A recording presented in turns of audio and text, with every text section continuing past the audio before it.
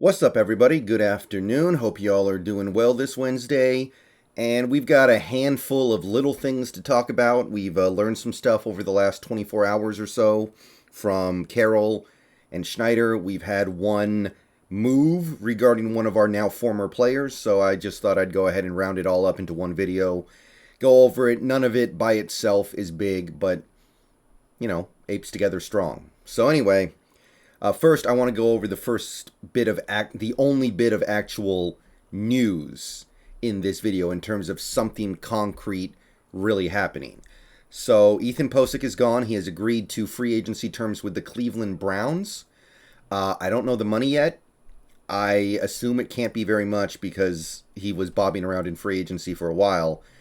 So he goes to Cleveland and presumably is going to have a really good chance to be a starter because they lost J.C. Treader. And I don't know if they had a replacement ready to go. So Pocic is now out of Seattle. And obviously, when we signed Austin Blythe, Pocic was unlikely to be the starting center here next year. And it seems to me that Pocic wanted to be somewhere where he at least had the inside track to start. He didn't want to have an uphill battle to compete for a starting job. He wanted the opportunity to definitely start or probably start as long as he didn't mess up the opportunity in training camp. So that was probably the main reason why he decided to leave after we got Blythe, because we'll see how this contract ends up coming out. I'm actually kind of interested to see what kind of money Pocic got. It would not shock me if it wasn't radically different than what Kyle Fuller got to be our nominal backup. And that's going to look very annoying because Pocic is a much better player than Fuller. But I think that the main reason why Pocic was let go is because he didn't want to go to a situation where he was probably going to be riding the pine. He's still trying. I mean, he's only 26. He's still trying to play well enough to earn a decent payday. That didn't happen last year, but you give him another crack at it in a place like Cleveland where they have a pretty dominant rushing attack, and now they have this great quarterback. It might be able to earn him a lot of money. So I want to see what kind of contract he got. Under normal circumstances, I would be kind of annoyed that the team is so content with keeping Fuller as the backup. But that may also open up the opportunity for us to get a future center in the draft. So depending on what direction we go the rest of this offseason, it's too early for me to read anything from this. It could go a couple different ways. But Posic's gone over to Cleveland. I wish him well. Didn't hate him as much as a lot of you guys did. So on the subject of the center position, Carroll was talking about the center position, and he made it clear that Austin Blythe is going to be the starter for now, and Fuller and Shepley are going to be behind him. The only reason I'm really calling this out specifically is I hope we haven't completely forgotten about Pierre-Olivier Lilstyx, because he was actually the project center I kind of liked more than Dakota Shepley. And I know Pierre-Olivier Lilstyx may end up playing guard in the NFL, but I always kind of looked at him as a center prospect. So hoping that he hasn't been completely lost in the shuffle. But look, anything to get Kyle Fuller off this team. I know we gave him a little bit of a signing bonus, but it's $150,000. Who really cares? So if we could attack the position in the first 2 days of the draft, that would be nice. There aren't that many centers in this draft that I really like for a top 100 pick, honestly, but there are a few. And I just hope that Pierre-Olivier Lilstyx hasn't already been bailed on, because we did keep him around for a whole year. You would hope that a little bit of an investment like that would eventually pay dividends. All right, so Pete and John as well, actually, both said a few more things in a press conference yesterday. I want to go over it.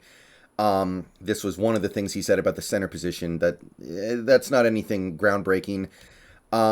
So as for the offensive line, the rest of the offensive line, he talked a little bit about Brandon Shell. Apparently he did not have surgery on his shoulder, and they're still hoping to re-sign Dwayne Brown and Shell. And I'm kind of torn on this one. I don't know how to really feel. On the one hand, I'm just so bored of these guys because I know what they are, and they can't really get better, and they can only get worse. Like Dwayne Brown's 37. Brandon Shell, he's not suddenly going to become a great player in his old age. On the other hand, it's not a bad way to kick the can down the road for the next offensive line, right? Because this team isn't going to be competing in 2022. That's another reason why I don't completely hate keeping Kyle Fuller around, because who cares? Okay, it's going to be Drew Lock or Geno Smith or somebody like that back there. I can live with that. I can live with that. So I'm kind of torn on this one. On the one hand, I really would like to get something a little more exciting than just getting Dwayne Brown and Brandon Shell back. But on the other hand, if we're not able to get ready to go starters in the draft at this point at those positions, it might be the best way to keep your costs down, keep your investment down, and just accept that, hey, the results are not going to be great for the moment, but we're building up some draft capital to really go at it in the next draft at the offensive line, maybe. So, kind of torn on this one overall. I do also kind of wonder why it hasn't already happened. Like, is Dwayne Brown getting a lot of nice offers from other teams? That's possible, but is Brandon Shell? Denver already kind of turned him away, so I don't know why there would be a holdup on getting Brandon Shell back. So the fact that that hasn't already been done makes me wonder if either A, he really doesn't want to come back, B, if the team is super lowballing him and they feel like they can get away with it because Brandon Shell's not a desirable player. I don't know what's going on there. So worth watching, but given the fact that we don't have a real shot at competing in 2022, regardless of what Carroll says, I don't mind 1-year deals to these guys just to waste some time. But that being said, Carroll himself has said that we're going to try to win this year, so hope he realizes that re-signing Brandon Shell is not a let's win a lot of games now move. Who knows what he thinks anymore, though. All right, so there was some stuff on a DK Metcalf. I want to talk about this for a minute, not because this is anything definitive, clearly. Like, Carroll and Schneider have zero credibility with me and zero credibility with anyone on what they say in public when it comes to what they're going to do, and that's fine. Like they shouldn't be completely honest about everything they want to do. They shouldn't. It's probably not a good idea. You don't want to show your hand. So that's not even me being upset about it. I'm just saying, like, after the Wilson thing, where nobody in Seattle media, nobody who was on the beat was able to see the Wilson trade coming, and then we all just got hit with a atom bomb the morning of that trade. It's really hard to take them at their word ever again. And again, that's fine. But he did talk a little bit about Metcalf. We intend for him to be with us. We love to figure it out. We are in a normal kind of mode this time of year. We have not gotten to that topic yet, specifically because we have so many other things going on. There is no way I could imagine playing without him. But the important thing in this statement is not the fact that he keeps saying we want to have Metcalf back. Of course he wants to have Metcalf back. That doesn't mean he's going to have Metcalf back, but I guess the thing to point to here is that he's basically saying that we're not going to extend players until after we're done with free agency. That there's a process that we use, we've always done it this way pretty much, where we deal with our free agency, then we start handing out extensions to players who are still under contract, like Metcalf. And Condotis does say they've basically always done it that way, so I did mention in a previous video the fact that Metcalf hadn't been extended yet made me wonder if maybe there was going to be a trade, but looking at something like this is a pretty good counter to that, right? Like, it's just part of their process, and it's a reasonable one. So Carroll also spoke a little bit about Geno Smith. It seems like Geno Smith is looking at a couple different things. Based off what I can gather from what Carroll said, is that one, Geno knows he started last year a few games and played fairly well. B, he knows that quarterbacks who are considered to be more maybe top, not even top 30 quarterbacks are getting paid more than the veteran minimum. Like Colt McCoy. Colt McCoy got significant money this offseason to stay the backup in Arizona. You're seeing guys like Marcus Mariota get non-trivial amounts of money. So Geno's looking at that and going, there's not going to be a vet min contract. When you combine that with the fact that I played fairly well last year, and the fact that the Seahawks are naming me as the starter as of right now, or at the very least, a realistic option to start for the team in 2022, he's not going to be playing for the vet minimum. And he's trying to get what he can. So the little bit of free agency money that we still have left, don't be surprised if it ends up going to Geno. And again, I guess that's okay. Like, again, I just don't see this team winning this year. If you want to just waste time with Geno Smith, I guess that's okay. But I don't know. I know what Geno is. At least with Drew Lock, I feel like his story might not be written yet. Like, stranger things have happened than Drew Lock suddenly becoming a really good quarterback. Geno Smith suddenly becoming a really good quarterback? Not happening. Not in this lifetime. No way. But Geno sounds like he wants some money, so it's not going to be a vet min deal.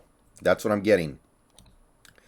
Carroll also talked a little bit about Chris Carson. The thing that I want to really draw attention to in this statement is the team may not really know about his recovery until camp when Carson has actual contact. That implies that Carson's still going to be here for camp, which implies that he's not going to get cut until a much later date, which implies that even if we did cut him, that money wouldn't really be freed up in time to do anything this offseason. Now, again, I don't have high hopes for this upcoming season, so that's reasonable. I'm not going to be too angry about that, but I don't know. I can't shake it. I can't shake the feeling that this ends badly. I really wish we could just... Maybe the doctors really, really like the way he looks. Maybe the doctors are super confident. But this statement doesn't scream confidence to me. This statement kind of sounds like they know that he's not right and that he may never get right, and they're just hoping rather than just moving on. One last thing. The nickel cornerback position, I want to talk about this for a second. So Carroll said that Amadi and Blair are going to remain in the nickel corner competition. This is notable because we've added Justin Coleman and Artie Burns. And he said that's a very competitive position. It's a good position to have competition at. Again, not to read too much into anything that Carroll says because that's been proven to be kind of an exercise in futility. I really hope that doesn't mean he's married to keeping Amadi for the last year of that rookie deal because he's getting a bonus if he's on the roster this year because of the PPE. So I'm still really hoping that we move on from Amadi. I just don't think he's good, and I want to give those snaps to other players. And there are non-trivial savings associated with letting Amadi go. I think Blair, Blair needs to learn how to stay healthy first and foremost, but I think he has more upside at that position than Amadi does because I feel like Amadi's already kind of... I just feel like Amadi is what he is at this point, and what he is not particularly good. And Artie Burns, very talented, former first-round pick. I want to see what he can do. And Justin Coleman has been really good for us in the past. So I think that it behooves us to move off Amadi before that contract becomes guaranteed. I'm not exactly sure when that day comes, but I really hope that he isn't married to having Amadi around for competition up to the point where that money becomes guaranteed. He also talked a little bit about guard, and this is actually really kind of interesting, and I again, mixed feelings. He said that Phil Haynes was going to be competing with Gabe Jackson for right guard spot. On the one hand, I love the idea of Phil Haynes getting to compete, and I hope it's an honest competition where he can actually, win. It's not like a rigged competition. On the other hand... Right guard implies that they're going to be playing on the right side, which means that Damian Lewis is going to be playing on the left side, which in the Waldron offense is really, really bad, even worse than it would be in another offense. So hopefully, some point between now and the season, we at the least can get Gabe and Phil on the left side and Damian on the right side, because we are wasting one of our better draft picks in recent years by letting him play out of position.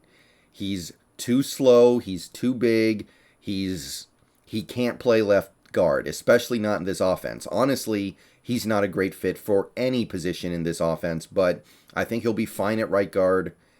Really hoping that we're not married to that either. That's a pretty good rundown of everything Carroll had to say about the state of the team right now. Some interesting stuff. Again, we can't trust anything he says anymore, but sometimes that could be a good thing. All right, let me know what you guys think. See you guys later. Go Hawks.